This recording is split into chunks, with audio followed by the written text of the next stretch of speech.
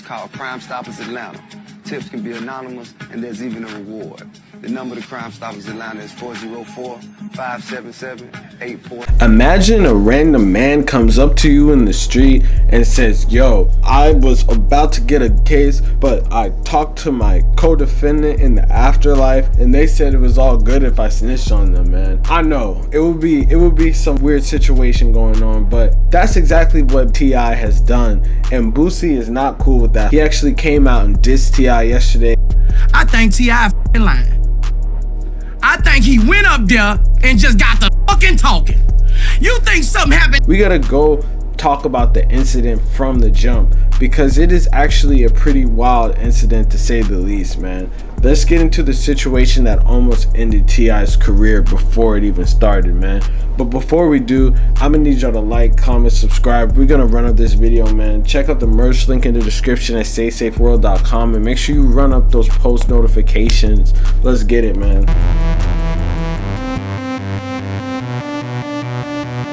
I'm trying to get to 6,000 subscribers, so you already know what you gotta do. Make sure y'all subscribe, man. Let's run this up. Yo, so this ongoing situation that has been brewing between Boosie and T.I., they had some choice words about each other. It all kind of started from Boosie in an interview with Vlad TV saying that T.I.'s infamous quote in a podcast saying that he snitched on his cousin back in the day to beat a gun charge after his cousin had died. You know, my lawyer said, well, you know, I can make everything go away if it was Tramel's. After he had passed, I had a talk with him. What to say?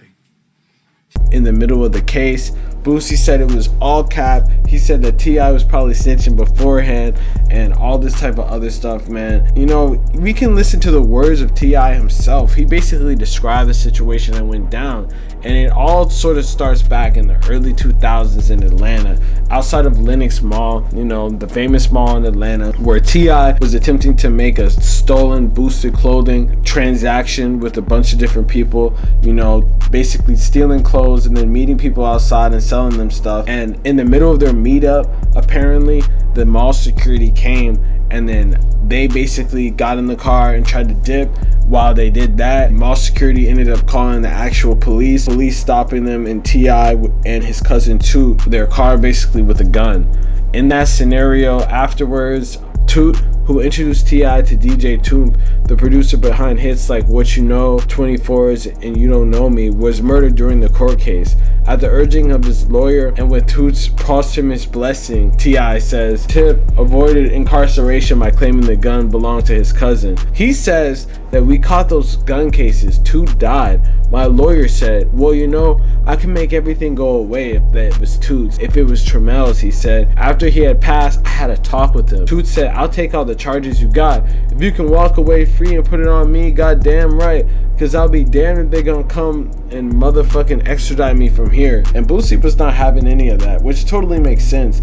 And I feel like another reason why Boosie was basically talking about this whole situation is because not only this case is suspicious, but people definitely point at the fact that T.I. throughout his whole history has had a number of cases, which definitely he got a short amount of time for than people would have expected, especially looking at his past case, which he got arrested with the FBI in October 2007 when federal agents basically arrested him in a sting operation. They even have a whole website dedicated to this where they show the guns that they said were found in T.I.'s home and his car. The rapper, whose real name Clifford Harris Jr., had been arrested on federal weapons charges.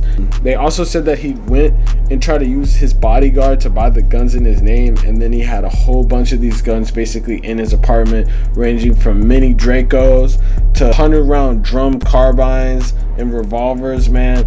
On top of everything, after all this, he only had to do community service and go to jail for 1 year when he was a convicted felon. So people think that he was snitching in that scenario also, and you can't really blame Boosie for wondering this shit, man. At the end of the day, it is kind of confusing, confuzzling, but you know, T.I. says he has his paperwork, and he says that he has his paperwork in order and he didn't snitch.